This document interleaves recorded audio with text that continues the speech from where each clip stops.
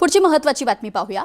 मुंबई महानगरपालिका निवडणुकीसाठी शिवाजी पार्क मैदानावर आज ठाकरेंची तोफ धडाडणार आहे। उद्धव ठाकरे आणि राज ठाकरेंची शिवाजी पार्क मैदानावर आज जाहीर सभा होणार आहे। तब्बल 20 वर्षांनंतर दोन्ही बंधू एकाच व्यासपीठावर येऊन मुंबईत प्रचार सभा घेत आहेत। शिवसेना उभाटा आणि मनसेच्या युतीनंतर मुंबईत दोन्ही बंधूंच्या माध्यमातून शक्ती प्रदर्शन देखील करण्यात आले।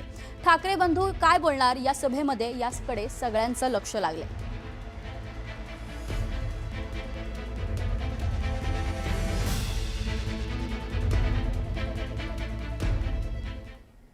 पुढची महत्त्वाची बातमी। मुंबईत शिवसेना उभाटाला मोठा धक्का बसलाय। शिवसेना उभाटाच्या पक्षाचे माजी आमदार दगडू सकपाळ आज शिवसेनेत प्रवेश करणार आहेत। ठाकरेंच्या शिवसेनेला हा मोठा धक्का मानला जातोय। मुक्तगिरी येथे उपमुख्यमंत्री एकनाथ शिंदेंच्या उपस्थितीत सकाळी 10 वाजता हा पक्षप्रवेश पार पडणार आहे। दगडू सकपाळ यांची मुलगी रेश्मा सकपाळ शिवडी विधानसभेतील प्रभाग क्रमांक 203 मधून इच्छुक होती, मात्र त्यांना तिकीट नाकारण्यात आल्यानं सकपाळ नाराज होते आणि त्यानंतरच त्यांचा हा पक्षप्रवेश पाहायला मिळतोय।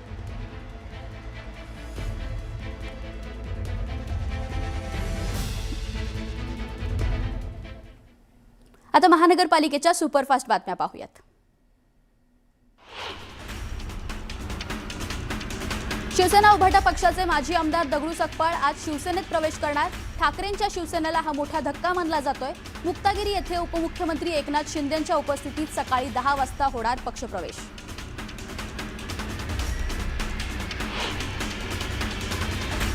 मतदानाला काहीच तास शिल्लक असतानाच अमरावती महानगरपालिकेतील भाजप आणि युवा स्वाभिमानी पक्षाची युती तुटली। भाजपचे ज्या ठिकाणी 6 आमदार रवी राणांच्या युवा स्वाभिमानी पक्षाला दिल्या होत्या, त्या 6ही जागांवर भाजपनं अपेक्षा उमेदवारांना दिला पाठिंबा।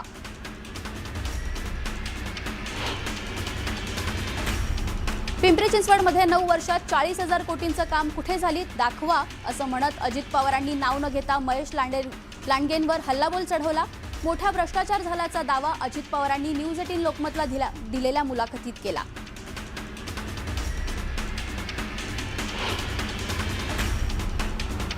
मुख्यमंत्री देवेंद्र फडणवीसांची प्रचार सभा पिंपरी चिंचवड शहरात पार पडली।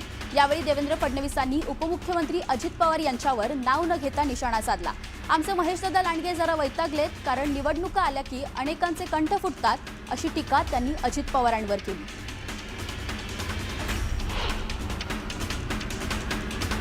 अमरावतीतील सभेतून अजित पवारांनी यशोमती ठाकूरांवर थेट निशाणा साधलाय। समाजात तेढ निर्माण करणाऱ्यांची दादागिरी गुंडगिरी खपवून घेणार नाही असा इशारा अजित पवारांनी दिला होता। त्याला यशोमती ठाकूरांनी प्रत्युत्तर देत अजितदादा दिशाभूल करू नका असं म्हणत सत्तेतून बाहेर पडण्याचं आव्हान दिलंय।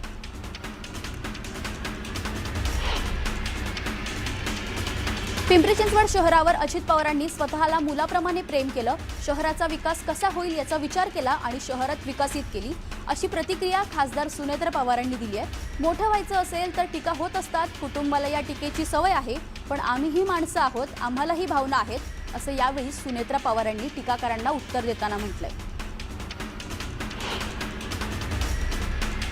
नाराज असलेल्या मंदा म्हात्रे प्रचारात सक्रिय झाल्याचं पाहायला मिळतंय। उमेदवारांच्या प्रचारात उतरले, मात्र सर्वसामान्य कार्यकर्त्यांना उमेदवारी न दिल्याची खंत कायम राहणार, मंदा म्हात्रे म्हणाल्या।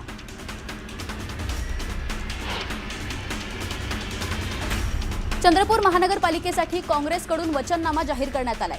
जलस्रोतांचे बळकटीकरण, मुबलक पार्किंगची सोय, शहर सुशोभीकरण यासह शहरातील बायपास या मुद्द्यांवर जाहीरनाम्यात भर देण्यात आलाय।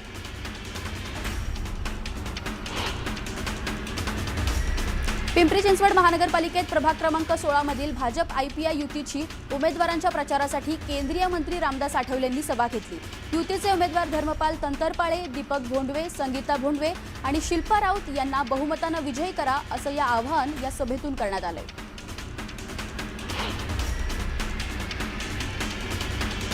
वंचित बहुजन आघाडीच्या उमेदवारासाठी प्रकाश आंबेडकरांनी मालेगावात सभा घेतली। यावेळी त्यांनी सत्ताधाऱ्यांवर घणाघाती टीका केली आहे। मनुवाद प्रवृत्तीच्या विरोधात ना काँग्रेस ना समाजवादी ना राष्ट्रवादी कोणत्याही पक्षाची हिंमत नाही, फक्त वंचित बहुजन आघाडी या प्रवृत्तीच्या विरोधात लढणार असं यावेळी आंबेडकरांनी सरकारवर टीका करताना म्हटलंय। मुख्यमंत्री देवेंद्र फडणवीसांची सोलापुरात प्रचार सभा पार पडली। यावेळी बोलताना देशात 70 वर्ष शहरांकडे दुर्लक्ष झालं असं म्हणत फडणवीसांनी विरोधकांवर टीका केली।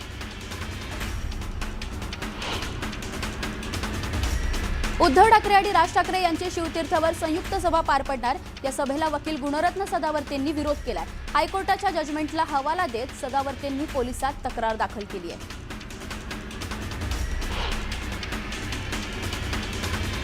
महानगरपालिका निवडणुकांच्या पार्श्वभूमीवर भाजपचे ज्येष्ठ नेते रावसाहेब दानवे यांनी एक व्हिडिओ अंबादास दानवेंकडून ट्विट करण्यात आलाय। या व्हिडिओत गोवंश बंदी मोडा म्हटल्यानं खळबळ उडाली आहे। भाजपच्या हिंदुत्वाच्या दुटप्पी भूमिकेवर अंबादास दानवेंनी टीका केली आहे। हा व्हिडिओ सध्या सोशल मीडियावर मोठ्या प्रमाणात व्हायरल होतोय। जालन्यात आजीमाजी खासदारांमध्ये जुंपली आहे। एका वर्षात खासदार कल्याण काळेंनी 4च विकास कामं करून दाखवली असं थेट चॅलेंज रावसाहेब दानवेंनी दिलंय। तर दानवेंना आत्मचिंतन करावं असा सल्ला काळेंनी दिलाय।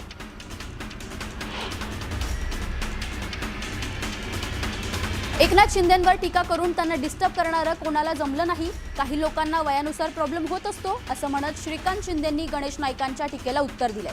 तसंच गणेश नाईक ईडीचे ऑफिसर आहेत का असा सवालही यावेळी त्यांनी विचारलाय। अहिल्यानगरमध्ये पंकजा मुंडेंनी भाजप आणि राष्ट्रवादीच्या उमेदवारांचा प्रचार केला। या रॅलीला नागरिकांचा उत्स्फूर्त प्रतिसाद पाहायला मिळाला। यावेळी त्यांनी काँग्रेस प्रदेशाध्यक्ष हर्षवर्धन सपकाळांना उत्तर दिले। मी पक्षासाठी काम करत असून जनतेकडून भरभरून प्रेम मिळत असल्याचं त्यांनी म्हटलंय। जळगाव महानगरपालिका निवडणुकीसाठी मनसे उमेदवार आणि कार्यकर्त्यांनी हेल्मेट घालून अनोखा प्रचार केलाय। खराब रस्ता आणि पददिव्यांची सुविधा उपलब्ध नसल्यानं निषेध व्यक्त करत हेल्मेट घालून प्रचार करण्यात आलाय। भांडूपमधील प्रभाग क्रमांक 114च्या शिवसेना उमेदवार राजुल पाटील यांच्याकडून जोरदार प्रचार सुरू आहे। आदेश बांदेकरांनीही प्रचारात सहभाग घेतला। घरोघरी जाऊन त्यांनी राजुल पाटील यांचा प्रचार केला।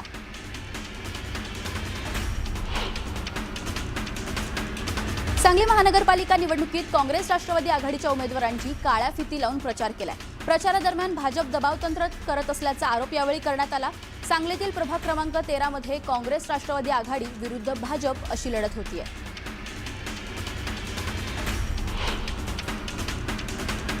नाशिकच्या प्रभाग क्रमांक 10 मधून भाजपचे बंडखोर उमेदवार शशिकांत जाधव निवडणुकीच्या रिंगणात आहेत। त्यांनी प्रभागासह शहरातील ज्येष्ठ नागरिकांसाठी विरंगुळा केंद्र तर तरुणांसाठी उद्योजक बनवण्याची संकल्पना मांडली।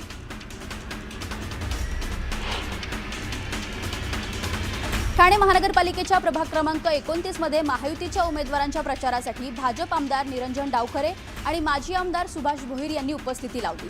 महायुतीच्या उमेदवारांना निवडून द्या असं आवाहन करत महायुतीचे 3ही उमेदवार मोठ्या फरकाने विजयी होतील असा विश्वास व्यक्त केला। नंदुरबार नगरपरिषदेच्या उपनगराध्यक्षपदाची शिवसेनेच्या प्रथमेश चौधरी यांची निवड झाली आहे। भाजपच्या नीता मराठे यांचा पराभव करत प्रथमेश चौधरी यांनी उपनगराध्यक्षपदाची बाजी मारली आहे।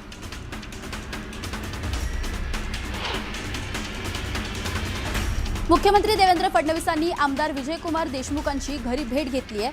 आमदार विजयकुमार देशमुख यांच्या मातोश्री लीलावती देशमुख यांचे 30 डिसेंबर रोजी निधन झालेलं। दरम्यान देशमुख कुटुंबियांची मुख्यमंत्र्यांनी सांत्वनपर भेट घेतली।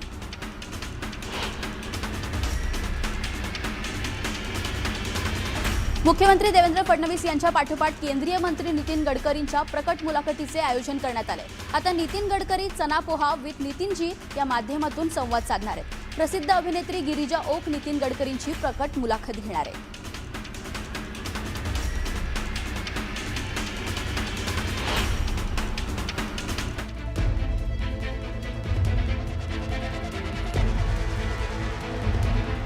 एक महत्त्वाची बातमी आपण पाहतोय। बदलापूर अत्याचार प्रकरणातील आरोपी तुषार आपटेला स्वीकृत नगरसेवक पदाने भाजपनं नियुक्त केलं होतं। या दरम्यान हर्षवर्धन सपकाळांनी भाजपवर हल्लाबोल केला। भाजप बलात्कारी जनता पार्टी बनलीये असा घणाघात सपकाळांनी केलाय। बलात्कार करणाऱ्यांना भाजपमध्ये सन्मान दिला जातो अशी टीकाही सपकाळांनी केली आहे। तर यावेळी सपकाळांनी मुख्यमंत्री देवेंद्र फडणवीसांवर बोचरा शब्दात टीका केली आहे। ये पार्टी का नाम भारतीय जनता पार्टी नहीं, तो ये पार्टी का नाम है बलात्कारी जनता पार्टी। मुझे इस प्रकार से आरोप करते हुए दुख है। दुख इस बात का है कि बलात्कार करने वालों की तादाद इतनी बढ़ गई कि वो एक पार्टी बना रहे हैं। जो बदलापुर नाम का गांव है वहां पर आज भारतीय जनता पार्टी ने एक कॉर्पोरेशन उम्मीदवार को वहां पे मेंबर बनाया है। ये कॉर्प्शन वाला कौन है? तो जो छोटी छोटी नाबालिग जो बच्चियां हैं उनके शोषण का, उनके लैंगिक शोषण का जिस पे आरोप था है और बाइज्जत वहां पर मुकदमा चल रहा है, वहां के एक आरोपी को वो कॉर्पोरेशन का मेंबर बनाते हैं। बार बार लगातार आप बलात्कार में शरीक लोगों को आप इज्जत देते हो। इन्होंने महाराष्ट्र में और एक खेल रचा है, मराठा विरुद्ध ओबीसी, उसमें भी एक दूसरे के जान के पैसे हैं। इन्होंने विजयंती विरुद्ध आदिवासी के भी एक लड़ाई लड़ाई है और ये एक दूसरे को लड़ाते लड़ाते सबके खून के पैसे हो चुके हैं। इसलिए महाराष्ट्र का सबसे बड़ा दरिंदा कौन? तो महाराष्ट्र का जो मुख्यमंत्री है देवेंद्र फडणवीस, ये सबसे बड़ा दरिंदा महाराष्ट्र का है और इस दरिंदे के होते हुए ये महाराष्ट्र आबाद नहीं रह सकता। दुसरीकडे नागपूरमधील सभेतून विजय वडेट्टीवारांनी तुफान फटकेबाजी केली आहे. कामं केली असती तर रामाच्या नावानं मतं मागावी लागली नसती असं म्हणत वडेट्टीवारांनी भाजपवर टीका केली आहे. तर संविधानाला लोकशाही मानतो तोच महापौर पदाच्या खुर्चीवर बसेल असं म्हणत नितेश राणेंच्या विधानाचा समाचार घेतलाय. दरम्यान 70,000 कोटींच्या घोटाळ्यावरून भाजप आणि अजित पवारांमध्ये रंगलेल्या वादावरून देखील वडेट्टीवारांनी भाजपला टोला लगावलाय. रास्ते का भिखारी अपने पेट के लिए भीख मांगता है। वो कहता है भगवान के नाम दे दे बाबा, अल्लाह के नाम दे दे। वो पेट के लिए मांगता है, वो ईमानदार होता है।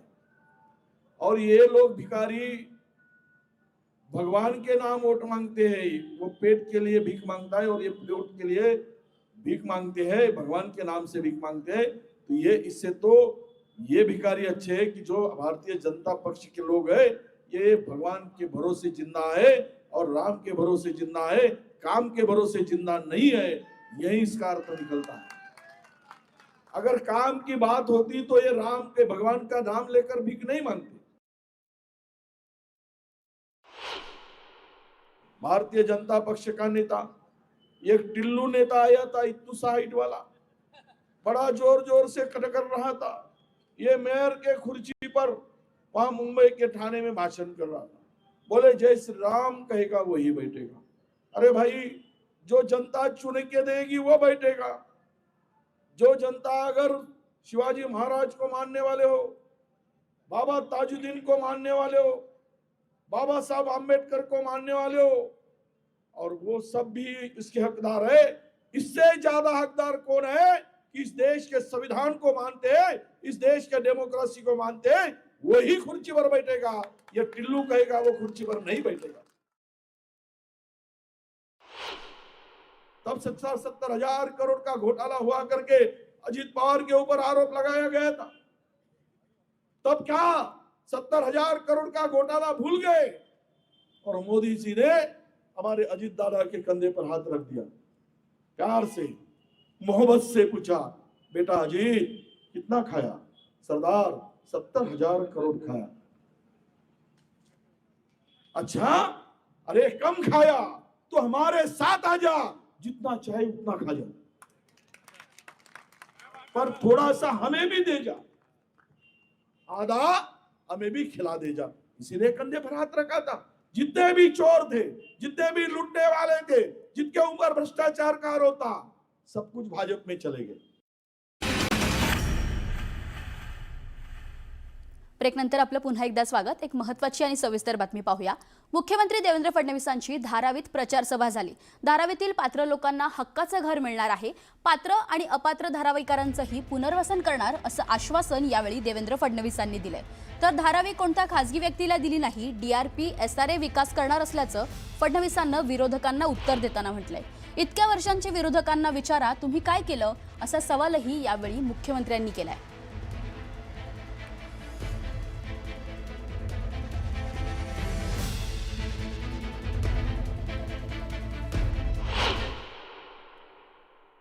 ही जी धारावी आहे ही कोणाला दिलेली नाही. धारावी एसआरए मध्ये डीआरपी ला दिली आहे. कोणा खासगी व्यक्तीला धारावी आम्ही दिलेली नाही. ती DRP ला दिली आहे आणि या DRP मध्ये राज्य सरकार स्वतः हिस्सेदार आहे. या DRP मध्ये SRA स्वतः हिस्सेदार आहे. त्यामुळे कोणीतरी विकासक या धारावीची जमीन लाटेल, कोणीतरी घेऊन जाईल, हा स्कोपच ठेवलेला नाही. या जमिनीच्या मालकीमध्ये आमची, राज्य सरकारची, तुमची, कारण राज्य सरकार म्हणजे तुम्ही आहात, तुमची मालकी त्या ठिकाणी आम्ही ठेवलेली आहे. त्यामुळे काळजी करू नका. जे लोक तुम्हाला सांगतात की तुमची जमीन विकून टाकली, कोणाला देऊन दिली, त्यांना फक्त एवढंच विचारा, थोबाड वर करून आमच्याकडे येता, इतक्या वर्षात आमच्याकरता तुम्ही काय केलं हे सांगा, आणि मी तुम्हाला हा शब्द देऊन या ठिकाणून जातो आहे, प्रत्येक धारावीकराला घर दिल्याशिवाय आम्ही शांत राहणार नाही. आता पाहूयात सुपरफास्ट 100. छत्रपती शिवाजी महाराज आंतरराष्ट्रीय विमानतळ आणि नवी मुंबई विमानतळाला जोडणारे मेट्रो 8 मार्गिका आराखड्यांचे पुनरावलोकन सिडकोकडून केले जाणार आहे. या कामासाठी सल्लागार नियुक्ती करण्यासाठी सिडकोनं काही महिन्यांपूर्वी निविदा मागवल्या होत्या. या निविदेला चांगला प्रतिसाद मिळाला असून 5 कंपन्यांच्या निविदा सादर केल्या आहेत. या निविदांची छाननी करून लवकरच आर्थिक निविदा खुला करण्यात येणार असून त्यांना सल्लागारांची नियुक्ती करण्यात येणार आहे. तर आराखड्यांचे पुनरावलोकन करून तो अंतिम केल्यानंतर बांधकामाची निविदा प्रक्रिया राबवण्यात येणार आहे. मुंबईतील पहिली आरे कफ परेड भुयारी मेट्रो मार्गिका 3 आता पूर्ण क्षमतेने धावू लागली असून या मार्गिकेला प्रवाशांकडून वाढता प्रतिसाद मिळतोय. ही मार्गिका नेव्ही नगरपर्यंत केव्हा धावणार याची प्रतीक्षा प्रवाशांना आहे. मात्र ही प्रतीक्षा पुढील कित्येक वर्ष लांबणीवर पडली आहे. संयुक्त भागीदारीतून मेट्रो 3 मार्गिकेचे विस्तारीकरण करून ती नेव्ही नगरपर्यंत नेण्याच्या मुंबई मेट्रो रेल्वे कॉर्पोरेशनच्या प्रस्तावाला संरक्षण मंत्रालयानं हिरवा कंदील दाखवला नाही.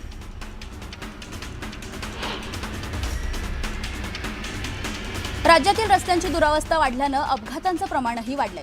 सरकारच्या आकडेवारीनुसार राज्यातील 36 जिल्ह्यांमधल्या रस्त्यांवर तब्बल 869 ब्लॅक स्पॉट असल्याची आकडेवारी समोर आली आहे. मागील वर्षांमध्ये राज्यात एकूण 33,000पेक्षा जास्त अपघात झाले असून त्यामध्ये 14,066 जणांचा मृत्यू झालाय. हे अपघात कमी करण्यासाठी 923 कोटींची निधींची तरतूद करण्यात आली आहे.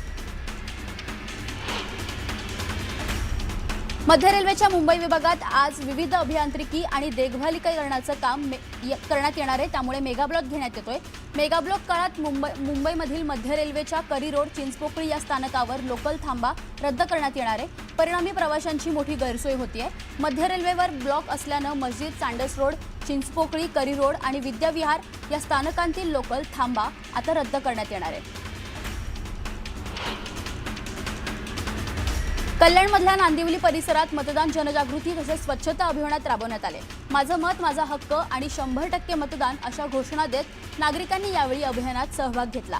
त्यासोबतच परिसरात स्वच्छता राखण्याची देखील नागरिकांनी मार्गदर्शन करण्यात येणार आहे.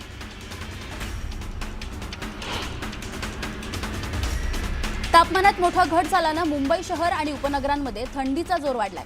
सांताक्रूज वेधशाळेमध्ये शनिवारी किमान 17 आणि कमाल 32 अंश सेल्सिअस तापमानाची नोंद झाली आहे.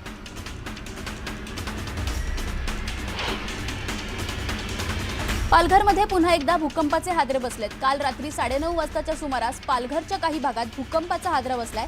त्या भूकंपाच्या धक्क्यानं नागरिकांमध्ये भीतीचं वातावरण आहे. अशाच महत्त्वाच्या बातम्या आपल्याला पाहायच्यात एका छोट्याशा ब्रेकनंतर. ब्रेकला जाण्यापूर्वी एक महत्त्वाची बातमी आपण पाहतोय. चंद्रपूर शहर महानगरपालिकेच्या निवडणुकीत मोठी घडामोड पाहायला मिळते. काँग्रेस नेते माजी खासदार नरेश पुगलिया यांनी पहिल्यांदाच सोशल मीडियावर पोस्ट करत अजित पवारांच्या राष्ट्रवादीतील 40 उमेदवारांना निवडून देण्याचं आवाहन केलंय. गेल्या काही दिवसांपासून पडद्यामागे असणारे पुगलिया सोशल मीडियाच्या माध्यमातून पुढे आले. त्यांनी काँग्रेसशी संबंधित माजी नगरसेवक आणि त्यांच्या कुटुंबियातील सदस्य यांच्यासह 40 उमेदवार घड्याळ बोध चिन्हावर रिंगणात असल्याचं स्पष्ट केलंय. या आघाडीला गोंडवाना गणतंत्र पक्षानं पाठिंबा दिलाय. विशेष म्हणजे पुगलियांनी आपल्या गटाचा जाहीरनामा देखील प्रकाशित केलाय. राज्यात कुठेही काँग्रेस आणि अजित पवारांची युती नसताना पुगलिया यांच्या खेळीनं काँग्रेस पुढच्या अडचणी वाढल्यात.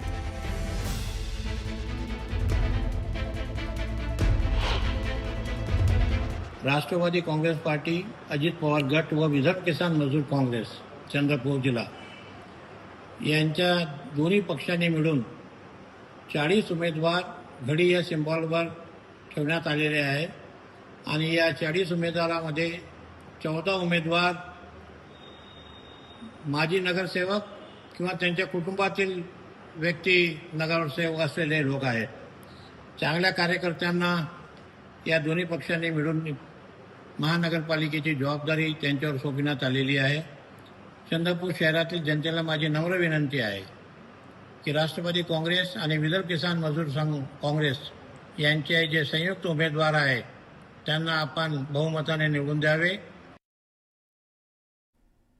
आता पाहूयात 25 मिनिटं 50 बातम्या. ठाकरेंच्या शिवसेनेचे नेते अंबादास दानवेंनी सोशल मीडियावर व्हिडिओ पोस्ट केलाय. या व्हिडिओत भर रस्त्यात एका व्यक्तीला मारहाण करण्यात येतेय. ही मारहाण करणारी व्यक्ती भाजपचे नेते अतुल सावेंची निकटवर्तीय आहे असा दानवेंचा आरोप आहे. नंदुरबारमध्ये शिवसेनेचे माजी आमदार शिरीष चौधरी यांच्या घरावर अज्ञात टोळक्यांनी दगडफेक करत तोडफोड केली आहे. हल्ल्यात चौधरींच्या घराचं नुकसान झालंय. दरम्यान पोलिसांनी धरपकडही केली आहे. मुंबई महानगरपालिका निवडणुकीसाठी शिवाजी पार्क मैदानावर आज ठाकरे बंधूंचे प्रचार सभा. तब्बल 20 वर्षांनंतर दोन्ही ठाकरे बंधू एकाच व्यासपीठावर येऊन मुंबईत प्रचार सभा घेत आहेत. शिवसेना उभाटा आणि मनसेच्या युतीनंतर मुंबईत दोन्ही बंधूंच्या माध्यमातून शक्ती प्रदर्शन करण्यात येणार आहे. दरम्यान ठाकरे बंधू काय बोलणार याकडे सगळ्यांचं लक्ष. मुंबई ठाकरेंच्या शिवसेनेचे माजी आमदार दगडू सकपाळ आज शिवसेनेत प्रवेश करणार आहेत. यामुळे ठाकरेंच्या शिवसेनेला हा मोठा धक्का मानला जातोय. दगडू सकपाळ यांची मुलगी रेश्मा सकपाळ शिवडी विधानसभेतील प्रभाग क्रमांक 203 मधून इच्छुक होत्या. मात्र त्यांना तिकीट नाकारण्यात आल्यानं सकपाळ नाराज होते.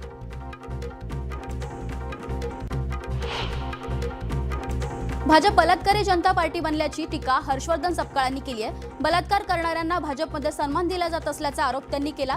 तुषार आपटेंच्या नगरसेवक नियुक्तीवरून त्यांनी हा हल्लाबोल केलाय. कामं केली असती तर रामाच्या नावानं मतं मागण्याची वेळ आली नसती असं म्हणत वडेट्टीवारांनी भाजपवर टीका केली आहे. तर संविधानाला लोकशाही मानतो तोच महापौर पदाच्या खुर्चीवर बसेल असं म्हणत नितेश राणेंच्या विधानाचा त्यांनी समाचार घेतलाय.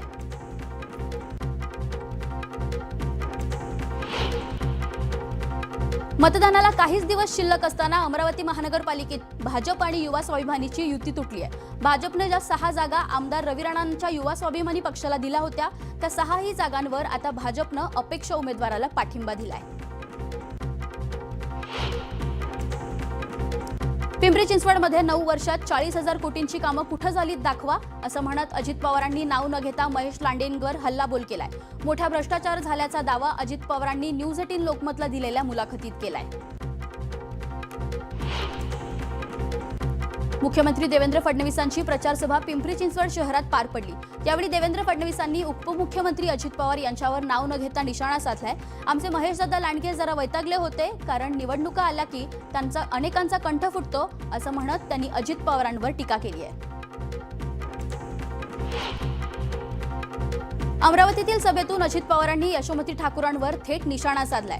समाजात तेढ निर्माण करणाऱ्यांची दादागिरी गुंडगिरी खपवून घेणार नाही असा इशारा अजित पवारांनी दिला. त्याला यशोमती ठाकूरांनी प्रत्युत्तर देत अजितदादा दिशाभूल करू नका असं म्हणत सत्तेतून बाहेर पडण्याचं आव्हान दिलंय. पिंपरी चिंचवड शहरात अजित पवारांनी स्वतःच्या मुलाप्रमाणे प्रेम केलं. शहराचा विकास कसा होईल याचा विचार केला आणि शहराचा विकास केला अशी प्रतिक्रिया खासदार सुनेत्रा पवारांनी दिली आहे. मोठं व्हायचं असेल तर टीका होत असतात. कुटुंबाला या सगळ्या टीकांची सवय आहे पण आम्हीही माणसं आहोत आणि आम्हालाही भावना आहेत असं यावेळी सुनेत्रा पवार म्हणाल्या. नाराज असलेल्या मंदा म्हात्रे प्रचारात सक्रिय झाल्यात. उमेदवारांच्या प्रचारात उतरले. मात्र सर्वसामान्य कार्यकर्त्याला उमेदवारी न दिल्याची खंत कायम राहणार असं यावेळी मंदा म्हात्रे म्हणाल्यात. चंद्रपूर महानगरपालिकेसाठी काँग्रेसकडून वचननामा जाहीर करण्यात आलाय. जलस्रोतांचे बळकटीकरण, मुबलक पार्किंगची सोय, शहर सुशोभीकरण यासह शहरातील बायपास आणि या मुद्द्यांवर जाहीरनाम्यात भर देण्यात आलाय. पिंपरी चिंचवड महानगरपालिकेत प्रभाग क्रमांक 16 मधील भाजप आरपीआय युतीच्या उमेदवारांच्या प्रचारासाठी केंद्रीय मंत्री रामदास आठवले यांनी सभा घेतली. युतीचे उमेदवार धर्मपाल तंतरपाळे, दीपक भोंडवे, संगीता भोंडवे आणि शिल्पा राऊत यांना बहुमतानं विजयी करण्याचं आवाहन त्यांनी या सभेतून केलंय. वंचित बहुजन आघाडीच्या उमेदवारांसाठी प्रकाश आंबेडकरांनी मालेगावात सभा घेतली.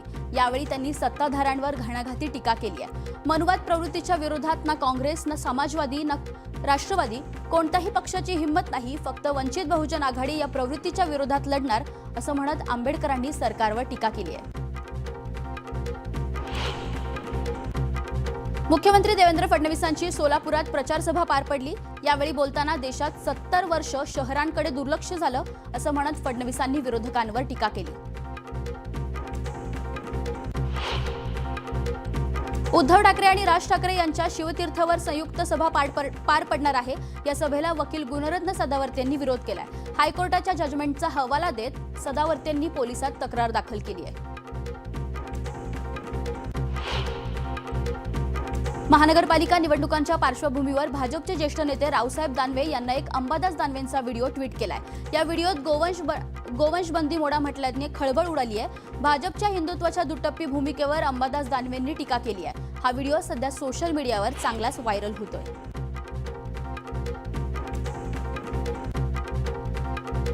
जालन्यात आजीमाजी खासदारांमध्ये जुंपली आहे. एका वर्षात खासदार कल्याण काळेंनी 4 विकास कामं करून दाखवली असं म्हणत थेट चॅलेंज रावसाहेब दानवेंना दिलंय. तर दानवेंना आत्मचिंतन करावं असा सल्ला कल्याण काळेंनी दिलाय. रावसाहेब दानवे गल्लीतले नेते असल्याची टीकाही केली आहे. एकनाथ शिंदेंवर टीका करून त्यांना डिस्टर्ब करणारं कोणाला जमलं नाही. काही लोकांना वयानुसार प्रॉब्लेम होत असतो असं म्हणत श्रीकांत शिंदेंनी गणेश नाईकांच्या टीकेला उत्तर दिलंय. तसेच गणेश नाईक ईडीचे ऑफिसर आहेत का असा सवालही विचारलाय. अहिल्यानगरमध्ये पंकजा मुंडेंनी भाजप आणि राष्ट्रवादीच्या उमेदवारांचा प्रचार केलाय. या रॅलीला नागरिकांचा उत्स्फूर्त प्रतिसाद मिळाला. यावेळी त्यांनी काँग्रेस प्रदेशाध्यक्ष हर्षवर्धन सपकाळांना उत्तर दिलंय. मी पक्षासाठी काम करत असून जनतेकडून भरभरून प्रेम मिळत असल्याचं त्यांनी म्हटलंय. जळगाव महानगरपालिका निवडणुकीसाठी मनसे उमेदवार आणि कार्यकर्त्यांनी हेल्मेट घालून अनोखा प्रचार केलाय. खराब रस्ते आणि पथदिव्यांच्या सुविधा उपलब्ध नसल्यानं निषेध व्यक्त करत त्यांनी हेल्मेट घालून प्रचार केलाय. भांडूपमधील प्रभाग क्रमांक 114च्या शिवसेना उमेदवार राजुल पाटील यांच्याकडून जोरदार प्रचाराला सुरुवात. आदेश बांदेकरांनीही प्रचारात सहभाग घेतला. घरोघरी जाऊन त्यांनी राजुल पाटलांचा प्रचार केला. सांगली महानगरपालिका निवडणुकीत काँग्रेस राष्ट्रवादी आघाडीच्या उमेदवारांनी काळ्या फिती घालून प्रचार केलाय. प्रचारादरम्यान भाजप दबावतंत्र वापरत असल्याचा आरोप यावेळी करण्यात आला. सांगलीतील प्रभाग क्रमांक 13 मध्ये काँग्रेस राष्ट्रवादी आघाडी विरुद्ध भाजप अशी लढत आहे. नाशिकच्या प्रभाग क्रमांक 10 मधून भाजपचे बंडखोर उमेदवार शशिकांत जाधव निवडणुकीच्या रिंगणात आहे. त्यांनी प्रभागासह शहरात ज्येष्ठ नागरिकांसाठी विरंगुळा केंद्र तर तरुणांसाठी उद्योजक बनवण्याची संकल्पना मांडली. ठाणे महानगरपालिकेच्या प्रभाग क्रमांक 29 मध्ये महायुतीच्या उमेदवाराच्या प्रचारासाठी भाजप आमदार निरंजन डावखरे आणि माजी आमदार सुभाष भोईर यांनी उपस्थिती लावली. महायुतीच्या उमेदवारांना निवडून द्या असं आवाहन त्यांनी केलं. महायुतीचे 3ही उमेदवार मोठ्या फरकानं विजयी होतील असा विश्वासही त्यांनी व्यक्त केला.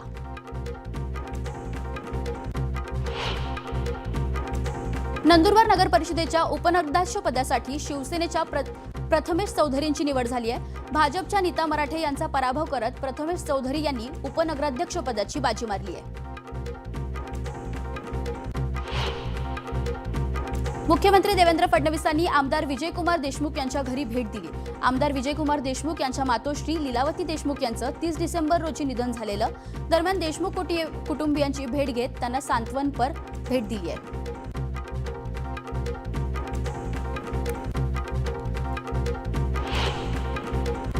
एक सविस्तर स्पेशल रिपोर्ट पाहूया.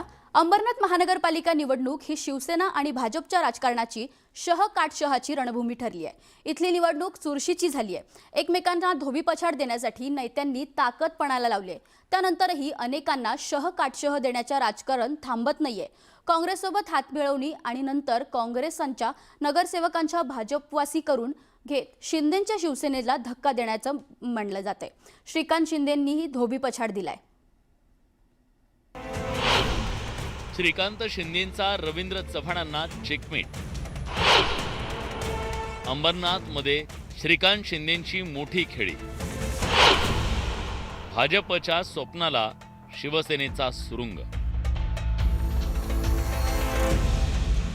अंबरनाथ नगर परिषदेची निवडणूक गेल्या काही दिवसांपासून पूर्ण राज्यभर गाजतीये.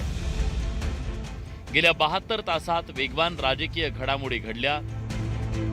इथल्या सत्तेच्या सारीपाटात आधी भाजपनं मित्रपक्ष असलेल्या शिवसेनेला शह दिला, तर आता शिवसेनेचे खासदार डॉक्टर श्रीकांत शिंदेंच्या खेळीनं भाजपचे प्रदेशाध्यक्ष रवींद्र चव्हाणांना काटशह देत सत्ता खेचून आणली.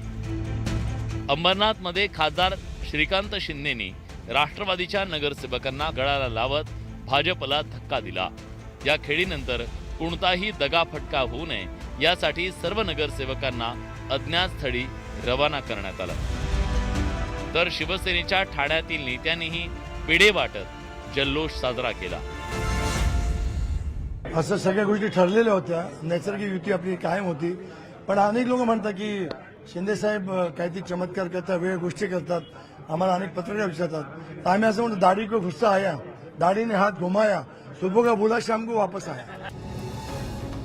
अंबरनाथ नगर परिषदेतील राजकीय बलाबल पाहता शिंदेच्या शिवसेनेचे 27 नगरसेवक आहेत, भाजपचे 14, अजित पवारांच्या राष्ट्रवादीचे 4, काँग्रेसचे 12 नगरसेवक तर 2 अपक्ष असं संख्याबळ आहे. थेट नगराध्यक्ष पदाच्या निवडणुकीमध्ये भाजपनं बाजी मारली. त्यानंतर सत्ता स्थापनेसाठी भाजपनं शिवसेनेची साथ न घेता थेट काँग्रेसला हात दिला. मात्र भाजप आणि काँग्रेसच्या युतीवरून विरोधकांनी भाजपला कोंडीत पकडल्यानं भाजपच्या वरिष्ठ नेत्यांनी युती तोडण्याचे निर्देश दिले. याच वेळी भाजपशी हात मिळवणी करणाऱ्या 12 नगरसेवकांना काँग्रेसनं निलंबित केलं. यानंतर भाजपनं काँग्रेसच्या सर्व निलंबित नगरसेवकांचा भाजपमध्ये पक्षप्रवेश करून घेत संख्याबळ वाढवत शिवसेनेला सत्तेपासून दूर ठेवण्याची खेळी केली. भाजपनं त्यांचे 14 नगरसेवक, काँग्रेसचे 12 नगरसेवक, राष्ट्रवादीचे 4 आणि एका अपक्षासह 31चा आकडा गाठत 27 नगरसेवक असलेल्या शिंदेच्या शिवसेनेला सत्तेबाहेर फेकलं होतं. मात्र त्यानंतर श्रीकांत शिंदेंनी शुक्रवारी मोठी राजकीय खेळी करत थेट अंबरनाथमधल्या राष्ट्रवादीच्या 4 नगरसेवकांच्या गटाला गळाला लावलं. त्यामुळे संख्याबळाच्या खेळात शिवसेनेचे 27, राष्ट्रवादीचे 4, एक अपक्ष असं बहुमताचं संख्याबळ झालंय. अशा 27चा आकडा त्यांना गाठता आलाय. तर भाजप 15 आणि निलंबित काँग्रेसचे 12 नगरसेवक असे एकूण 27 नगरसेवकांचा आकडा भाजपला गाठता आलाय.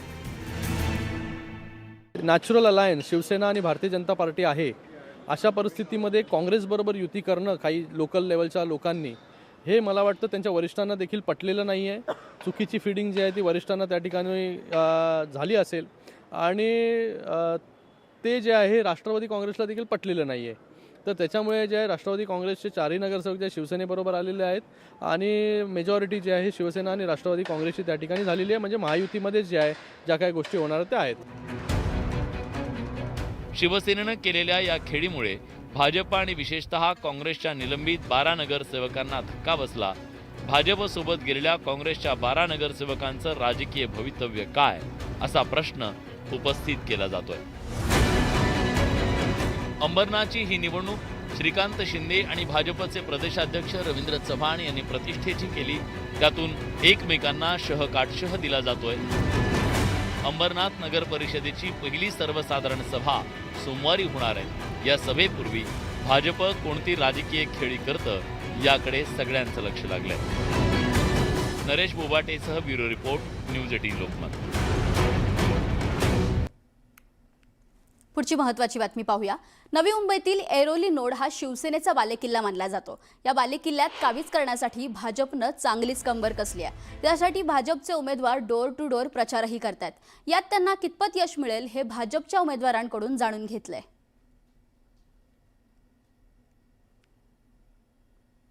आपण पाहतोय नवी मुंबईचा बालेकिल्ला जिंकण्यासाठी भाजपनं चांगलीच कंबर कसल्याचं पाहायला मिळतंय. भाजपचे अनेक उमेदवार डोर टू डोर प्रचारही करतायत. आता त्यांना कितपत यश मिळेल हे पाहणं महत्त्वाचं ठरणार आहे. नवी मुंबईतील ऐरोली नोड हा शिवसेनेचा बालेकिल्ला मानला जातोय. गणेश नाईक यांचा हा बालेकिल्ला मानला जातो आणि हा बालेकिल्ला काबीज करण्यासाठी भाजपनं चांगलीच कंबर कसली आहे. भाजपचा डोर टू डोर प्रचारही सुरू आहे. आपल्यासोबत यापूर्वी 4 वेळा नगरसेवक असलेले आनंद सुतार आपल्यासोबत आहेत. काय म्हणाल? यापूर्वी देखील भाजपने प्रयत्न केला गेला होता की शिवसेनेच्या बालेकिल्ल्याला खिंडार पाडण्याचा. तुम्ही यावेळी कशा पद्धतीने हा खिंडार पाडणार? मला समजत नाही. तुम्ही मला विचारताय की यावेळी सुद्धा शिवसेनेने भाजपला खिंडार पाडायचा प्रयत्न केला होता. मी म्हणतोय प्रथमच भाजपा या नवी मुंबईमध्ये स्वतःच्या पायावर लढते. तुम्ही शिवसेनेचा बालेकिल्ला म्हणता, त्याला 25 वर्ष झाले हो. 1995 रोजी आम्ही आदरणीय गणेश नाईक साहेबांच्या नेतृत्वाखाली शिवसेने निवडणूक लढली होती आणि ती सुद्धा स्वतंत्र लढली होती आणि त्या नाईक साहेबांनी जिंकली होती. त्यानंतर ते सुद्धा नाईक साहेब राष्ट्रवादी सुद्धा गेले होते. राष्ट्रवादी सुद्धा 15 वर्ष नाईक साहेबांनी आपला गड लढला. मी तुम्हाला यासाठी सांगतोय, हा गड पक्षांचा, भारतीय जनता पक्ष सोडून दुसऱ्या पक्षांचा नाही, तर हा गड नाईक साहेबांचा आहे. आणि जिथे मी उभा आहे हा गड सदाभाऊंचा गड आहे आणि या माथाडी कामगारचा गड आहे. आमदारांच्या नाईक साहेबांच्या विधानसभेला याच सेक्टर 19 मधून सर्वात जास्त मत देणारे हे माथाडी कामगार आहेत, हे आपल्याला विसरता येणार नाही. काय नगरसेवक झाल्यानंतर पहिलं तुम्ही कोणत्या गोष्टीला हात घालाल? सर्वात महत्त्वाची गोष्ट की गेली 35-40 वर्ष या नवी मुंबईमध्ये आदरणीय गणेश नाईक साहेबांचं राज्य आहे आणि आदरणीय गणेश नाईक साहेब त्यांच्यासाठी नवी मुंबई हे नगर नसून एक घर आहे आणि या ठिकाणी राहणारा प्रत्येक नागरिक हा गणेश नाईक साहेबांच्या कुटुंबातील एक सदस्य आहे. ही भावना मनामध्ये ठेवून आदरणीय गणेश नाईक साहेबांनी गेली 35-40 वर्ष या ठिकाणी काम केलेलं आहे. आदरणीय गणेश नाईक साहेब असतील, डॉक्टर संजीव नाईक असतील, आदरणीय संदीपजी नाईक असतील, यांच्याकडे एक विजन आहे, एक दूरदृष्टी आहे की 10 वर्षानंतर नवी मुंबईला काय हवंय, 20 वर्षानंतर नवी मुंबईला काय हवंय, ही दूरदृष्टी आदरणीय गणेश नाईक साहेब आणि त्यांच्या कुटुंबाकडे आहे. त्यामुळे पूर्वीपासून आम्ही सर्व माथाडी कामगार त्यांच्या सोबत होतो, आताही आहोत आणि यापुढे या अख्खा महाराष्ट्रातील माथाडी कामगार त्यांच्या सोबत राहील. भाजपच शिवसेना सगळ्याच पक्षांनी तरुणांना खूप मोठी संधी दिली आहे. तरुणांचा आता आशा तुमच्यावरती आहे. काय त्यांचे स्वप्न कशा पद्धतीने पूर्ण करणार? तरुणांचे स्वप्न हे एज्युकेशन म्हणा किंवा पार्किंग फॅसिलिटी तर गरजेचंच आहे. अशा भरपूर समस्या आहेत जे ते सोडवणार आहेत आणि ह्याच्यासाठी आपल्याला नाईक साहेबांची खरंच खूप गरज आहे. आता तुम्ही बघितलं असाल की त्यांनी एम्प्लॉयमेंट सुद्धा प्रोव्हाइड केलेलं आहे आपल्याला, हे आंतरराष्ट्रीय एअरपोर्ट देऊन. तर हीच विनंती आहे आमची की आम्हाला सपोर्ट करा. विनय म्हात्रे, न्यूज 18 लोकमत, नवी मुंबई. अशाच महत्त्वाच्या बातम्या पाहायच्यात, घेऊयात एक छोटासा ब्रेक.